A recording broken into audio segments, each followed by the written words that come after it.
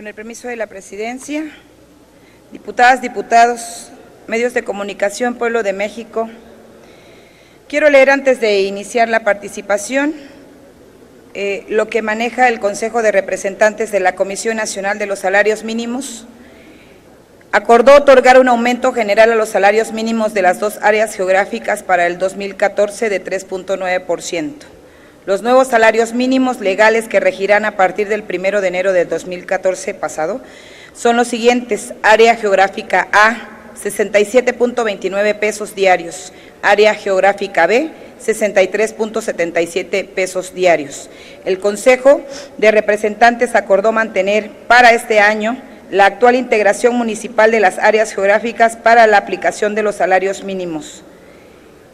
¿Qué acaso el famoso presidente de la República no dijo que en México no existen ciudadanos de primera y de segunda? ¿Por qué dos áreas geográficas para la integración de los salarios, para la decisión de cuánto pagarle en salario mínimo a los mexicanos? Además, el Consejo también actualizó la lista de profesiones, oficios y trabajos especiales a los que se le fija un salario mínimo profesional. De 67 ocupaciones vigentes en 2013, a partir del 1 de enero de este año, solo serían 59. Se suprimieron 9 y se reincorporó 1. Sí aumentan el salario, pero le quitan validez a varias licenciaturas, entre algunas la licenciatura en enfermería, en nutrición, en trabajo social y 6 más.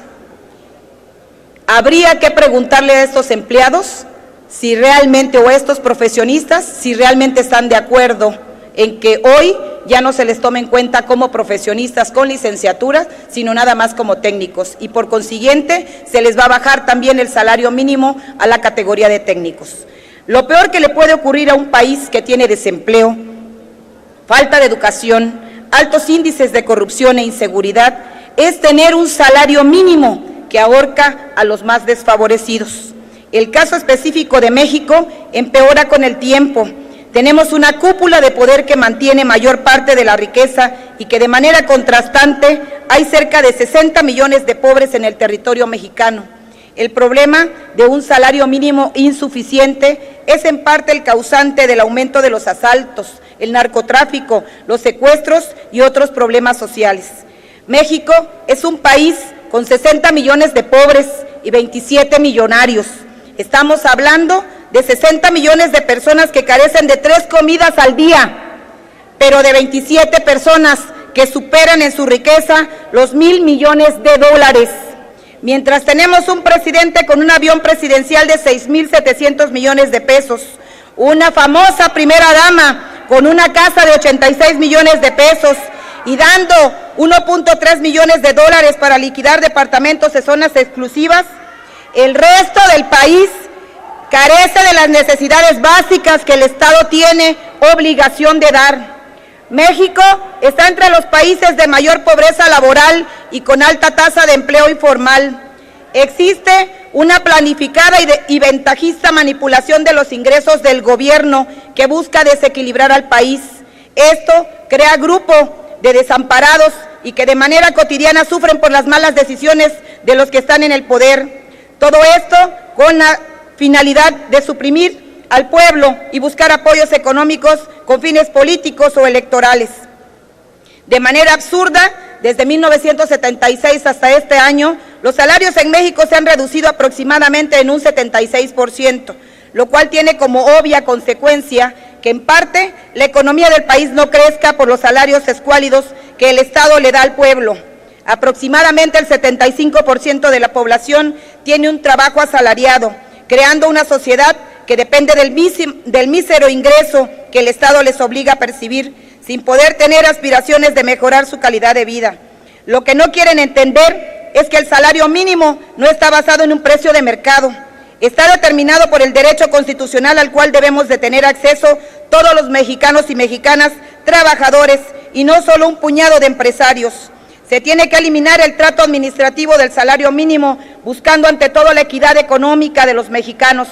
Toda persona que tenga un empleo lícito debe tener acceso a un nivel digno de vida. El salario mínimo debe ser suficiente para que los mexicanos puedan vivir en un lugar digno, para que los mexicanos puedan vivir en lugar de lo que hacen hoy, sobrevivir.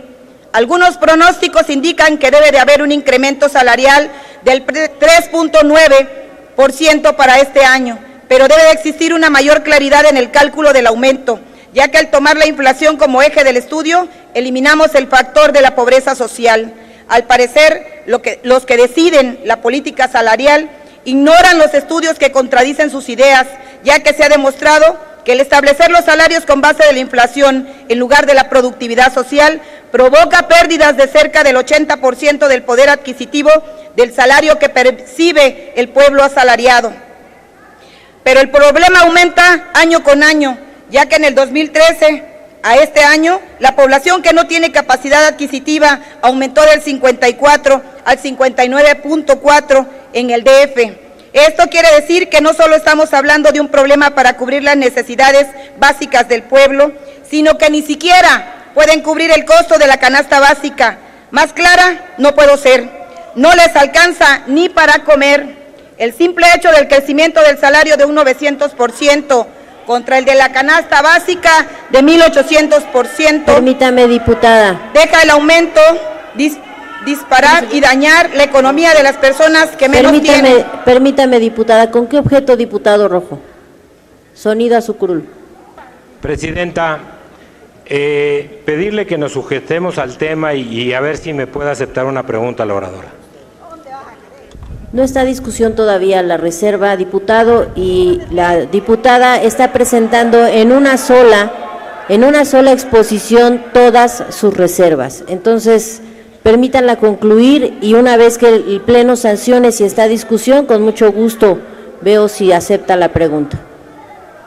Además, en México se ha perdido 1.983.769 empleos con un pago de 3 o más salarios mínimos y se crearon 3.3 millones de empleos situados entre 1 a 3 salarios mínimos. Esto quiere decir que la política del gobierno es tener más empleos con peores sueldos. Existe una política salarial que el modelo del PRI insiste en imponer desde hace más de 30 años, favoreciendo en todo momento el mercado externo y a los intereses de los privados. Y no solo se daña a los que menos tienen, esto genera que el mercado interno tenga repercusiones. Diputada Claudia Bojorquez, ¿con qué objeto, diputada Mirna?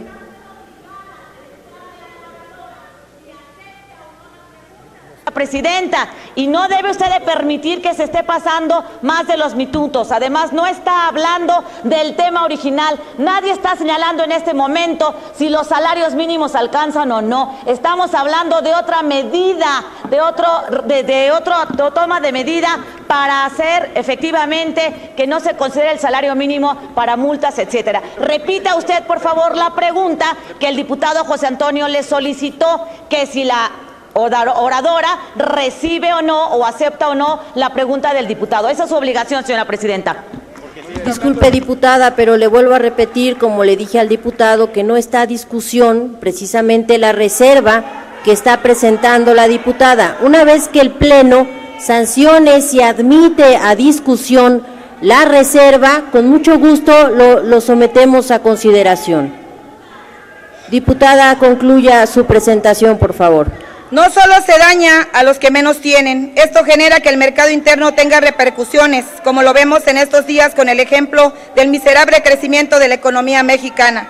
Como he insistido en contadas ocasiones, antes de ver por sus intereses o el de sus compadres, escuchen la voz del pueblo que les exige poder vivir mejor, tener casa, tener empleo, un buen salario, educación para sus hijos y mejorar su esperanza de vida. Señoras y señores legisladores, en México tener un empleo no significa escapar de la pobreza. Se deben de aumentar los salarios y garantizar el bienestar de los mexicanos. Es lamentable, pueblo de México, que aquí no solamente griten los del PRI, el tiempo, las preguntas, suban, acepten la reserva y aquí debatimos, compañeros, y pregúntenle al pueblo de México si están de acuerdo con el mísero salario mínimo que les otorgan, con el despido injustificado de tanta gente y hoy viviendo ustedes en una vida de comodidades, su presentación, diputada, en una vida de privilegios que muy pocos les va a durar, porque el pueblo de México está cansado y lo verán y lo seguirán viendo en las calles cada día por culpa de todos ustedes, diputada, que por son favor, alcahuetes concluya su y además que presentación. respaldan las reformas que tiene un sinvergüenza hoy en Los Pinos. Es cuanto, Presidenta. Cámara de Diputados, 62ª legislatura.